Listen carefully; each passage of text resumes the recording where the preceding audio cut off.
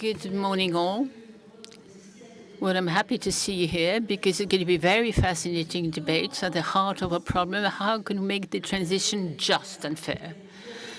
We've seen that with the yellow vest, red hats. We know that it's difficult sometimes to know exactly what to do. So around this table, Ingela Alger, who is at home. She is a researcher at TSC and CNRS. She looks into the biology of innovation, in other words, the motivations of human beings. Interesting perspective.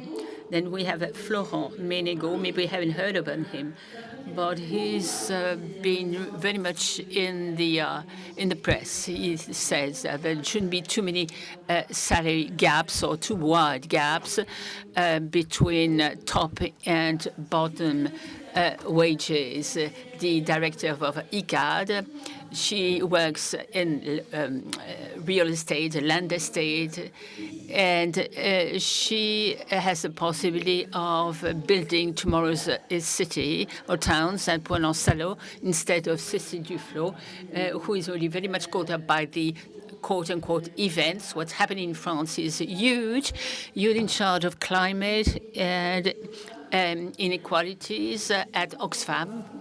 I'll start with you. What is it that are inequalities? Why is it? How do you feel about it? How do you perceive it?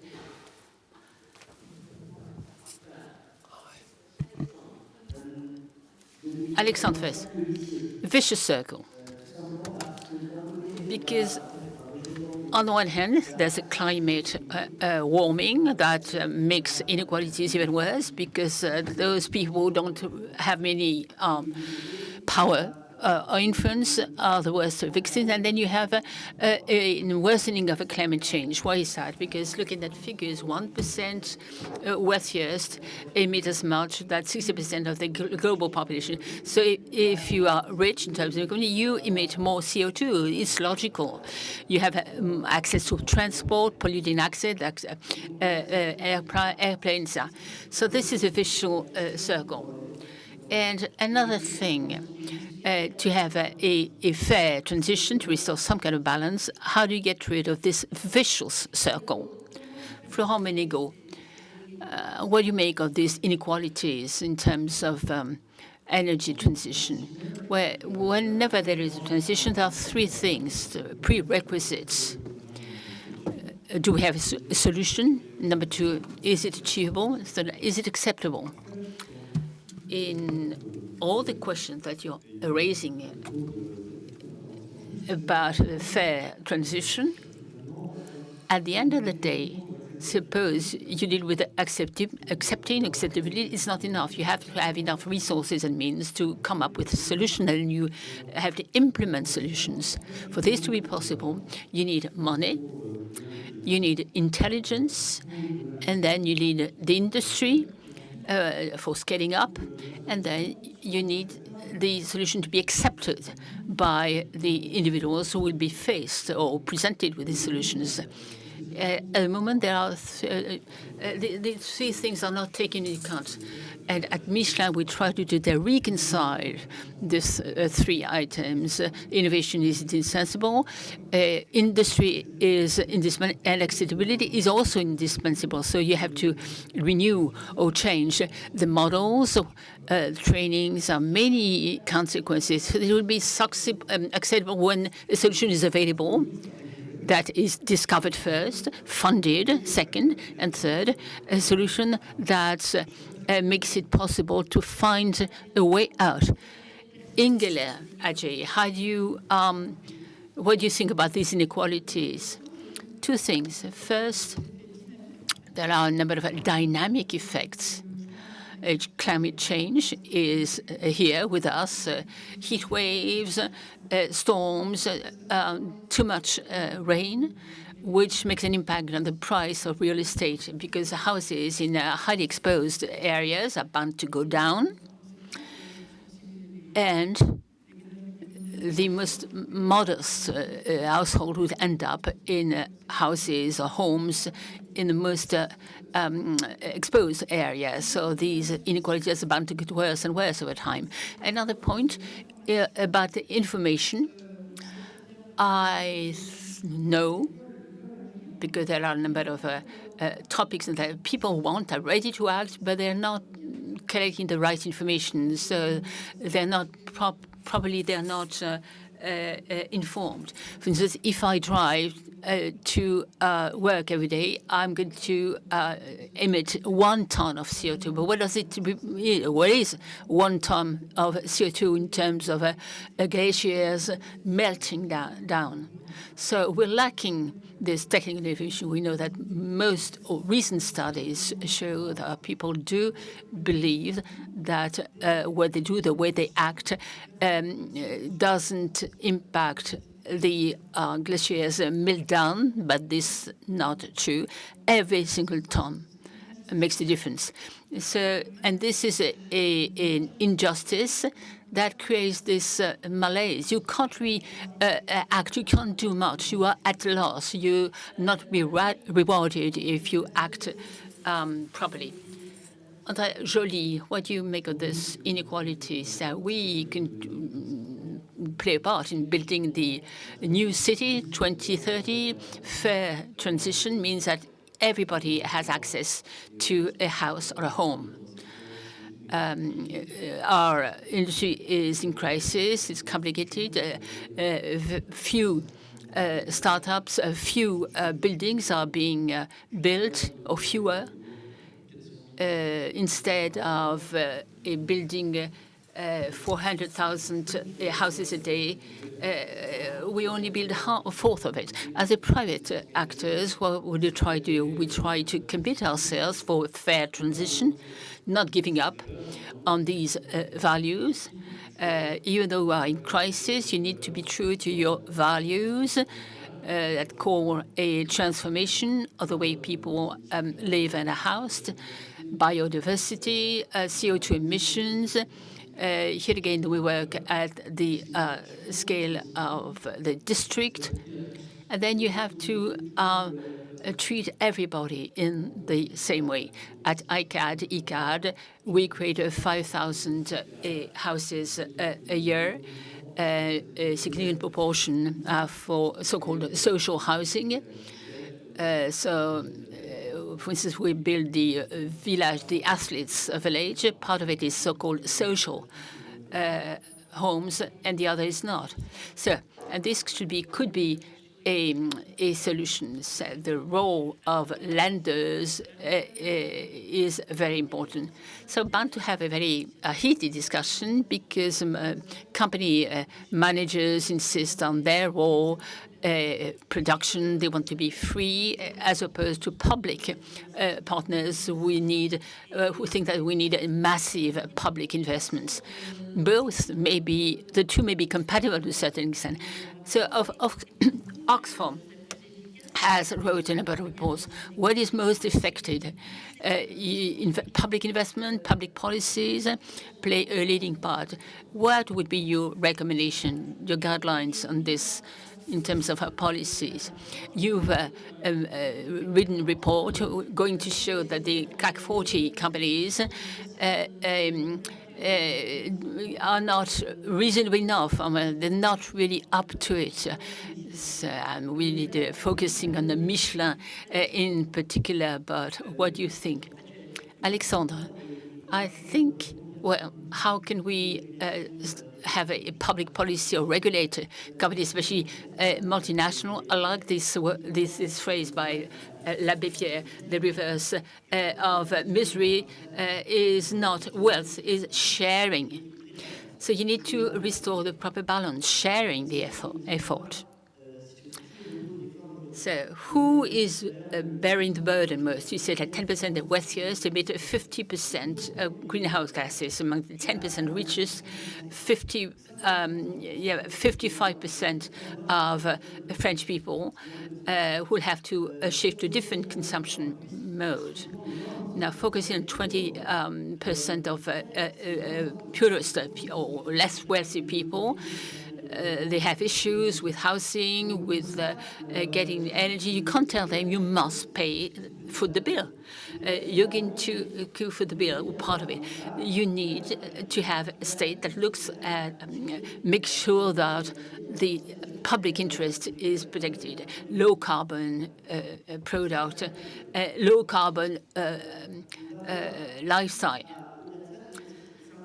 What else? There's population.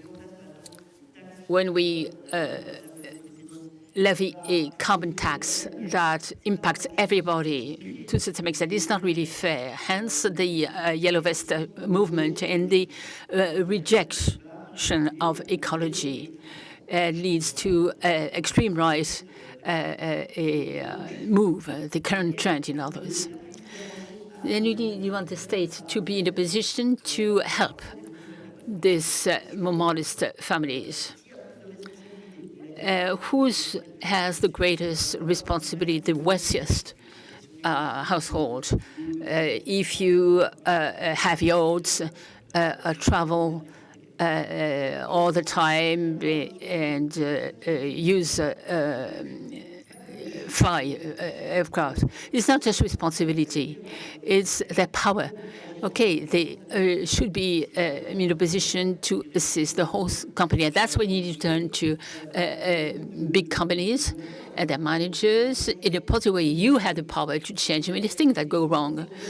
So look at the sharing of the added value. Always you mentioned sharing. Sharing is key. Sharing added value between companies. Last year, 80% of the profit of a CAC 40 was paid back to the shareholder. I'm very much in favor of shareholders getting part of the profit. But Nicolas Sarkozy used to say in 2000, you need 1/3 profit, 1/3 investment, and 1/3 of money paid to the wage earners. If 80% is down to 30%, the rest is invested in ecological transition. Thanks to this sharing or better distribution of value, you can invest more in ecological transition, and then this become compatible with the limits of the system. So interesting to ask Florent Menegaux, to what you just said about the redistribution of profits and the low-level investment in the energy transition. No, Menegaux. Well, a number of things I have to say in this respect. So talking about common good. If you look at France only, you get a very partial view of the topic. Close to 1 billion people live under $2.5 per day, and more than 2 billion live with less than $5 a day.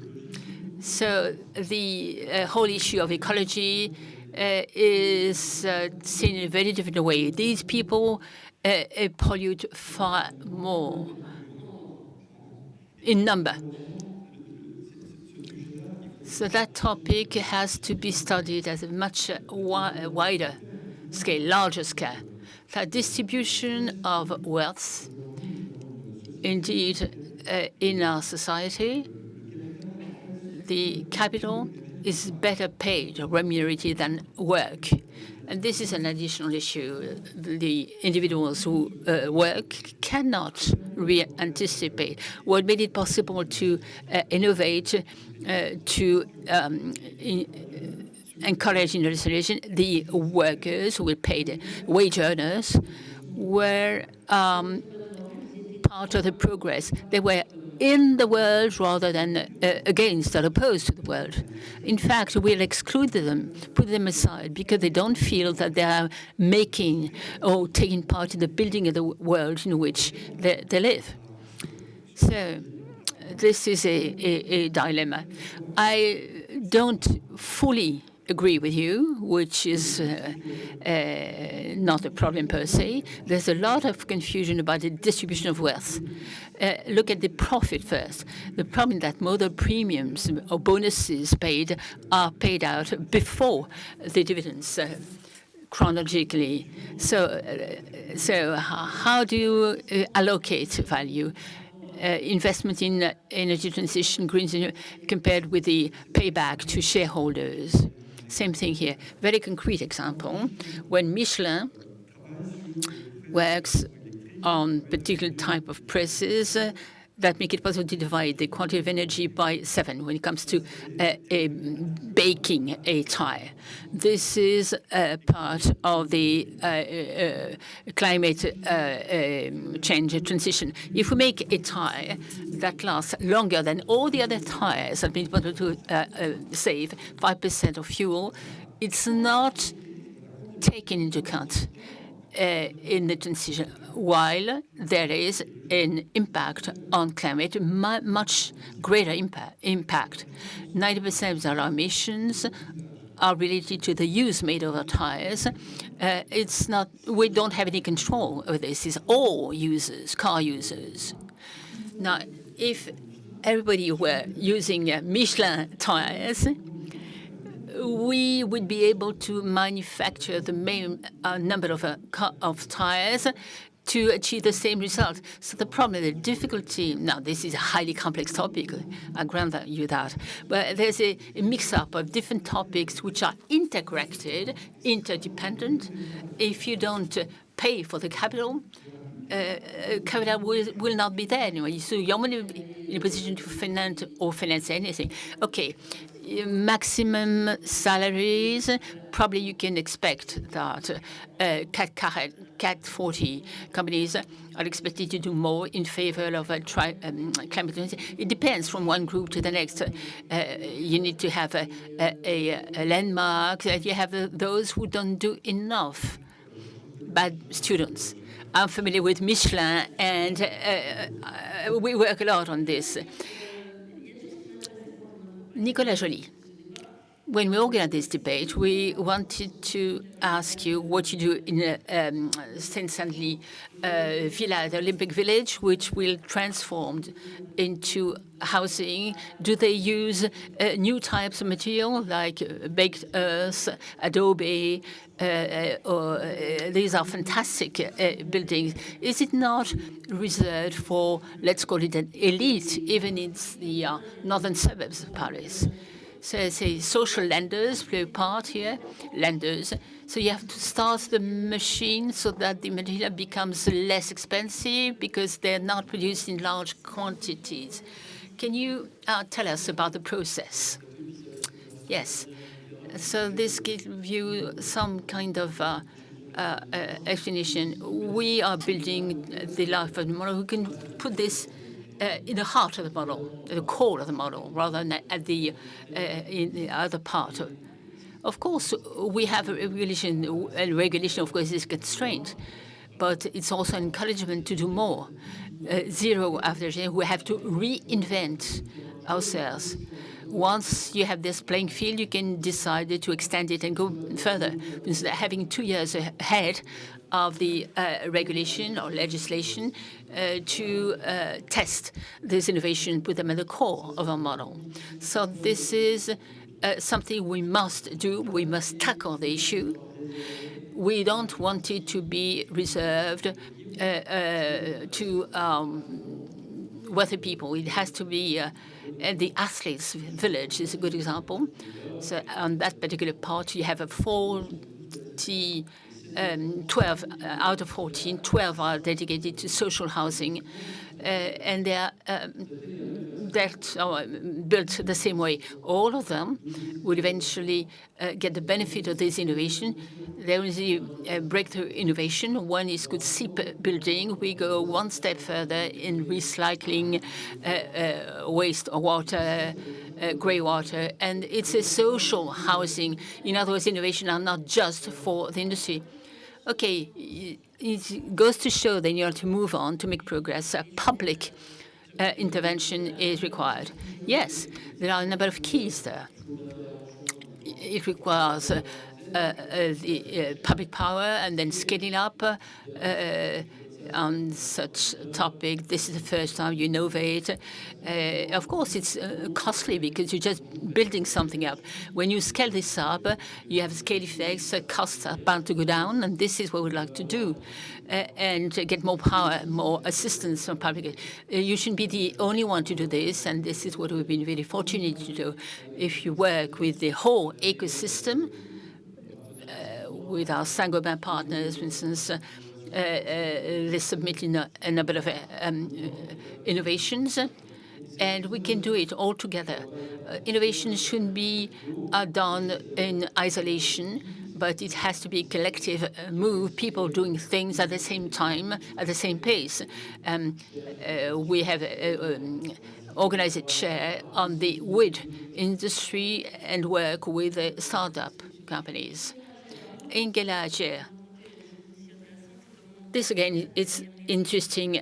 How is it that rich people can help in the transition, helping poor people take apart their share of the transition, green transition? Yeah, it has to be the acceptability.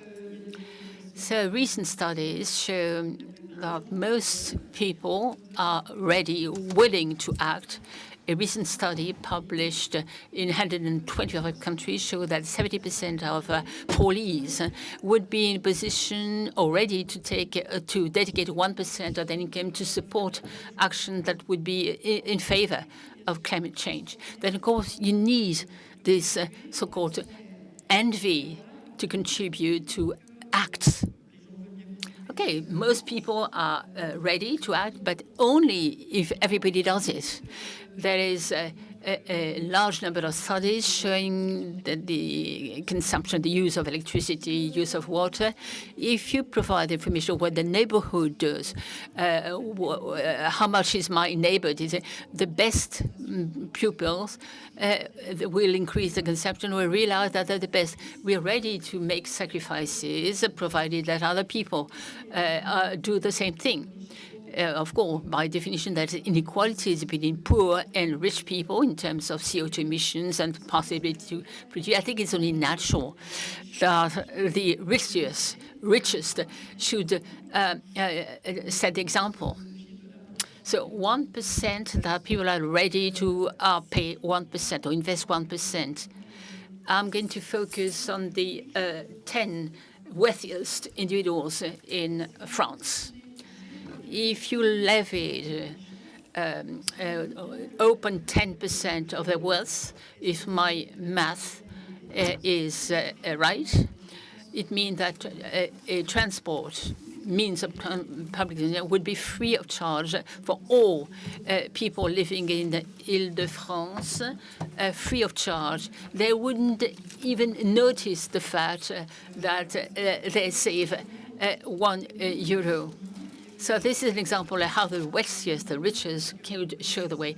You're probably aware, or you even know them, billionaires who signed letters asking the public authorities to levy higher taxes.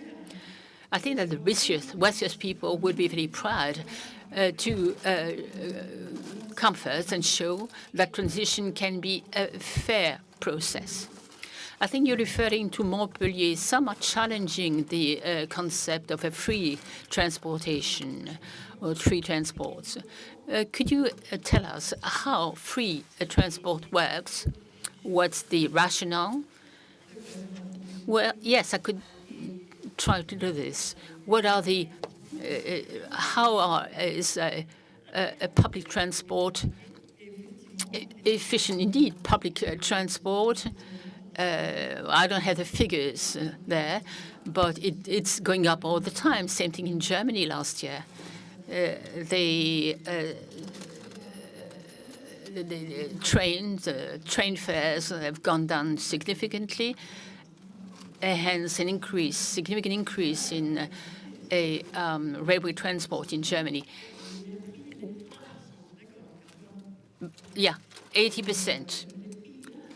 So price or fares make an impact on the number of users, and probably on the acceptability. I think that the less wealthy people who emit little CO2 do need to understand that the richer, the wealthiest people do their share or take their share of the burden. And then they'll be ready to sacrifice a higher part of their income. Once again, back to Michelin, you think that it's important to leave company managers free rather than trapping them in regulations. The American, why do you need that? You need freedom and leeway to innovate. Well, if the regulations are on the how-to technology, solutions are confined into the solution, where innovation is something else. It looks outside, and the breakthrough occur at unexpected moments and unexpected places. In other words, you have to know what your objective is.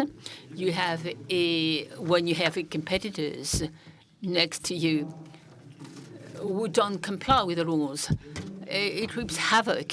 Same thing in your personal life. You're playing a game. It's really puzzling when you notice that someone doesn't follow the rules. You feel cheated.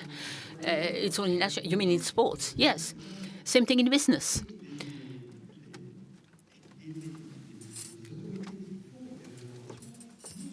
Regulators are not competent. They don't have jurisdiction. They're not in the proper position to say what's right and what's wrong. And companies are the only ones in a position to say which technology will help them.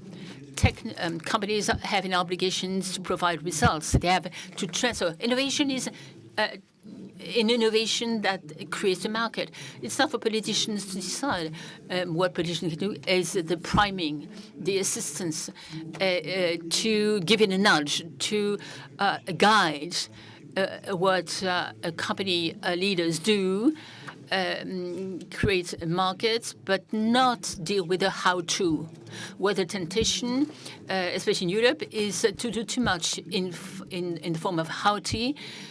No, we only want the vehicles that use less than so many liters per kilometer. Now leave it to the market, to the industry, to tell us which technology will apply.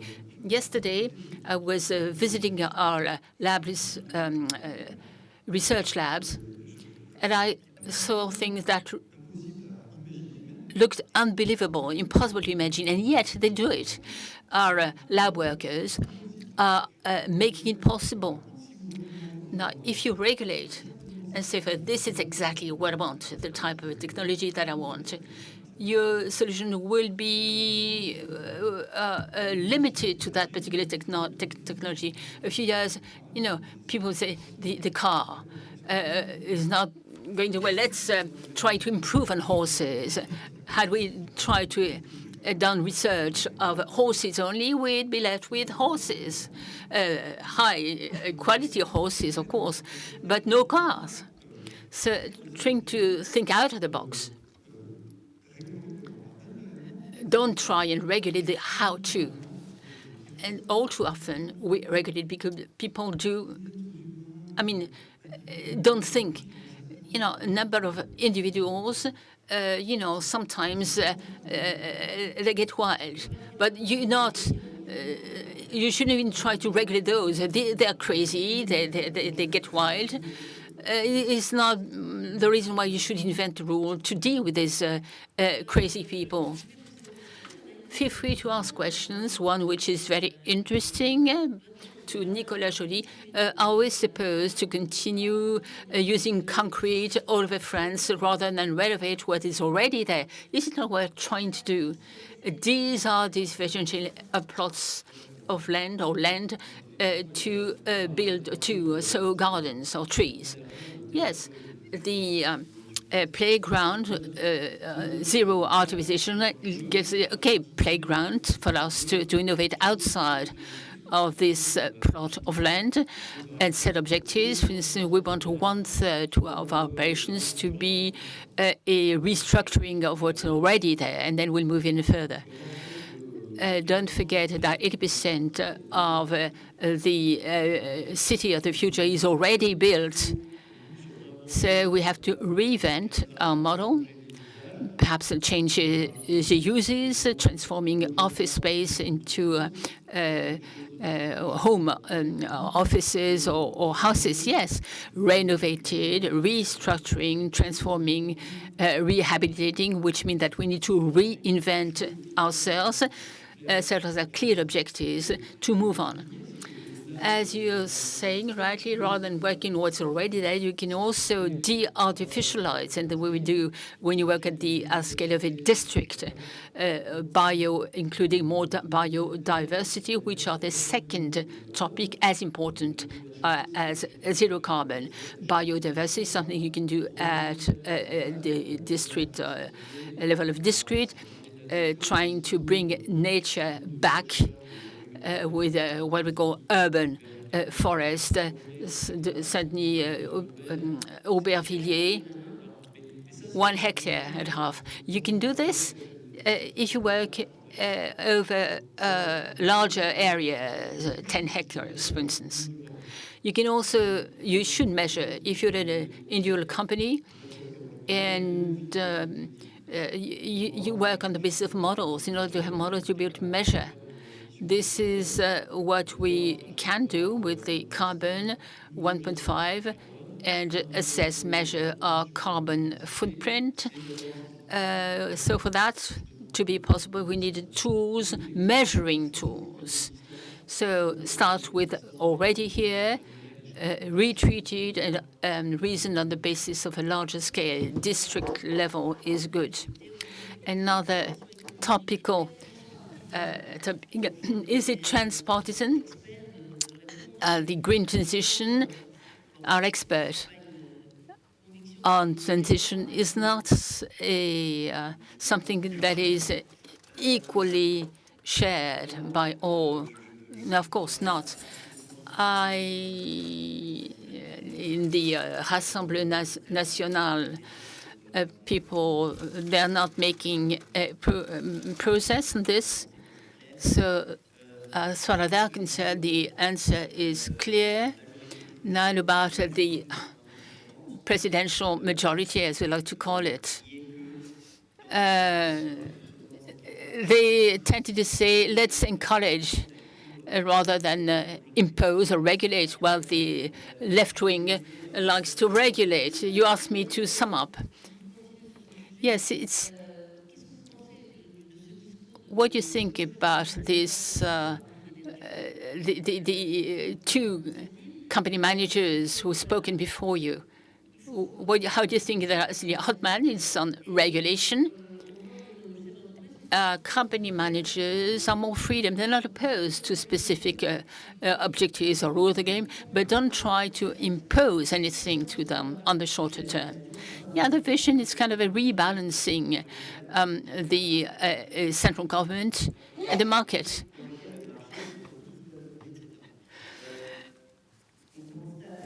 What are we seeing? Well, we'd like to have more regulation. So back to sharing the added value. Where is the money? Follow the money. Where is the money? Who should make the greatest efforts and even the sacrifices? On users, of course, consumers have to make effort there. But for those less wealthy among them, you have to try harder. You need some kind of a state assistance. If you want to renovate your building, your medium, it's going to cost you 1 year of income. If in the 10 years, there's no way you can do this. You need some assistance from the central government.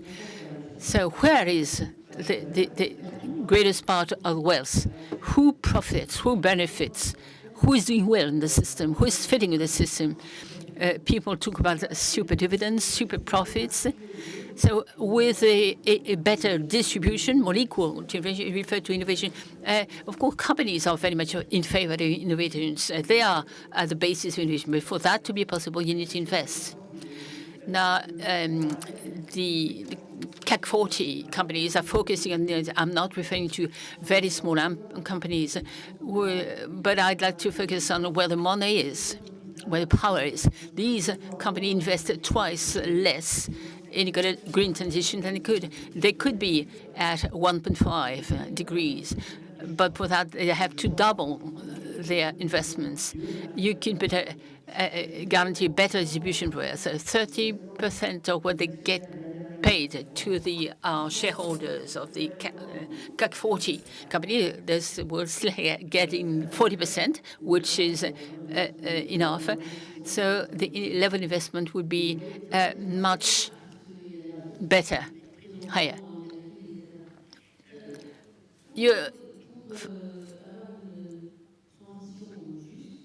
To achieve a fair transition, you referred to the example of the winter tire. Could you tell us a bit more about this? Yes. It's not just like in cuisine or cooking. It's a question of ratio, proportions. So the difference between, high bonne cuisine and just getting enough food. Same thing with the transition. You have to be very careful, not focus on one single recipe, because at the end of the day, the dish won't be as palatable, let's say. Well, there are highly complex topics. Traditionally, in countries where winter can be rough, we don't have the right technology for cars with Michelin tires to drive in bad snow, centimeters of snow. Everything stop in France because cars, or even worse, trucks, can't drive anymore. So we've developed a new generation of tires that behave the way a summer tire is used, but they also work in winter. So this is exactly cross-climate tires are very good because you don't have any problem. They're good all the time. You don't worry about winter coming in or summer is coming in. Because in the past, so-called winter tires are not good in the winter. Is this accessible to all? What have you done to achieve this? Yeah, because we scaled it up. You need, first of all, to have invention and then scale up the invention so that it's available at an acceptable cost, or price rather. So the price has to be right. So this tire is 10% more expensive than the summer tire equivalent, but the thing is that you don't have to switch your tires. So in terms of cost of use, it's good. But you have producers at millions of exemplars. It's from the industrial perspective, it requires a very heavy investment. So this is now taking into account the ecological green transition, and yet with this tire, it makes business sense. You need only one set of tires rather than two, winter and summer. And large companies are the only one that can do this scaling up. That's the problem with the small companies or medium-sized companies. Startups can't achieve this. They can't scale up anything. I'll conclude. Sometimes there is this between be big and large, private and public. We all need to work together. I know there's a topic that you're very keen on, what we like to call the rules of the game. For years and years, Chinese tires were invited tax-free into Europe. Then you had to close down 5 of your plants. Okay, energy transition is good. It's also good to be, of course, they imported cheaper tires, and the social impact even worse compared with the situation where we wouldn't have imported tires. No, they're not as good. It's not in the price. The price is lower, so it's more attractive. But from the ecological point of view, they are a total disaster. But this is tricky. when you use the phrase rules of the game, it depends on what you're trying to achieve. It's not just about taxes because it can bypass. It's the performances in a truck. We've lost lots of our market shares, and not just Michelin. All time we lost 15% of the market share, and this was beneficial to other manufacturers of tire in the eastern part of the world, or eastern part of Europe. Let's call it that. There is a massive over excess capacity in terms of taxation, very different countries with very different taxation, and the impact, the consequences that we don't have any other choice. You can't export from Europe anymore. We've lost market shares. There's overcapacity. How can and we cut down the number of jobs, and people are out of work. Another question: who pays? How can a state in a position to fund? Do you really think of the tax level in France compared with other countries? And this takes me to the carbon tax. We have a very painful memories of the so-called carbon tax in France. There were roadblocks. Carbon tax in just for roadster or lorry drivers on the motorways. It's already there. The idea is not to punish, it's rather to shift customers or consumers' choices by making a difference, a price difference between the low carbon products or produce and the high carbon produce and products. Let's take the example of kiwi fruit, for instance, imported from remote countries.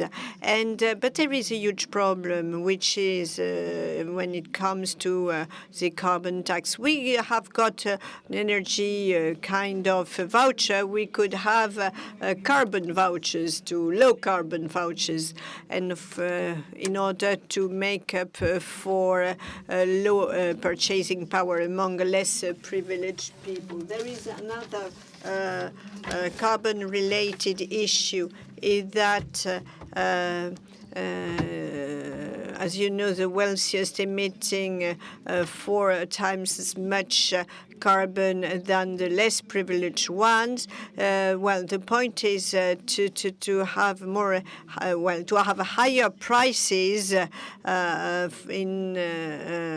in some for some people, higher income peoples and people. In Finland these days, you often read that some CEOs have to pay 100,000 euros fines for speed excess. Why? Because fines are proportional euro income, whereas it's not the case with us in France. So we could imagine doing exactly the same thing for the carbon tax, having it proportional to your income or to your wealth.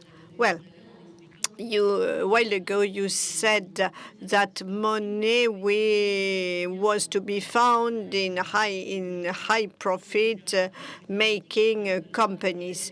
Now, when we look at the current budgets, you know that things are rather limited in terms of resources. So we may envisage a carbon tax. We may envisage imposing taxes on super profits, etc. Well, quite quickly, the question was, if we have got a tax in France, what's going to happen in other countries? Well, at G20 level, there is an initiative consisting in taxing the plus $20 billion profit-making companies.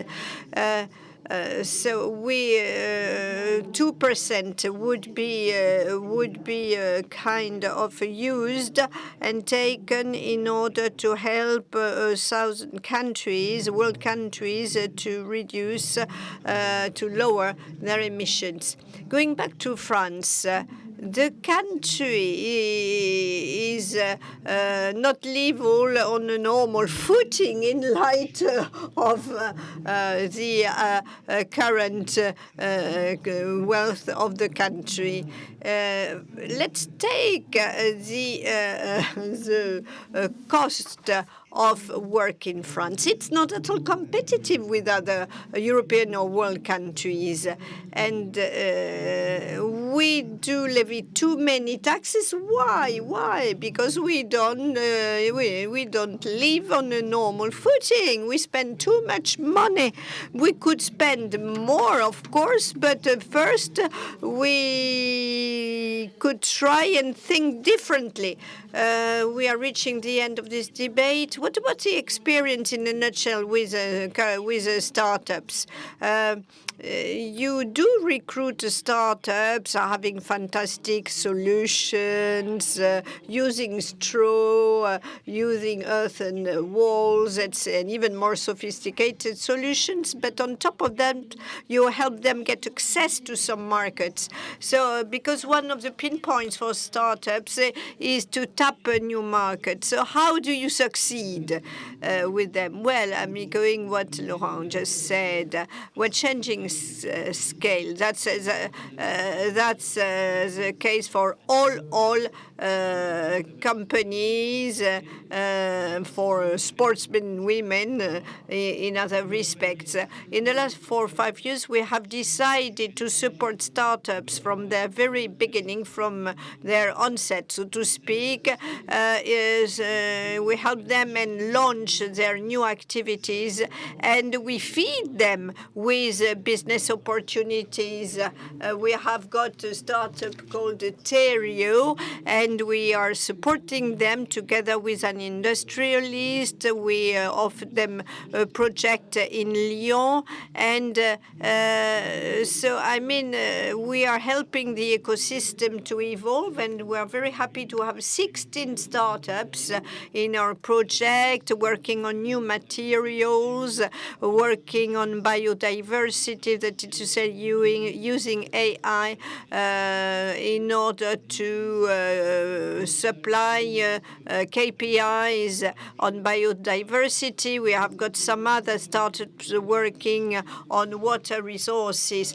So we kind of give a new impetus to innovation, but far from it, we can innovate thanks to new materials, but thanks to new setups and new initiatives, how to avoid 1-ton emission, for instance, and how to make these startups projects viable and profitable. And we are working with the real estate sector. In the real estate business, there are several partners, funding, collective projects. So we are now envisaging doing the same, but in the sector of biodiversity biodiversity type of building, let's say. And so that's some prospects for a brighter future, isn't it? So we have got a surprise for all of you, but before, let me congratulate you all for taking part in this discussion.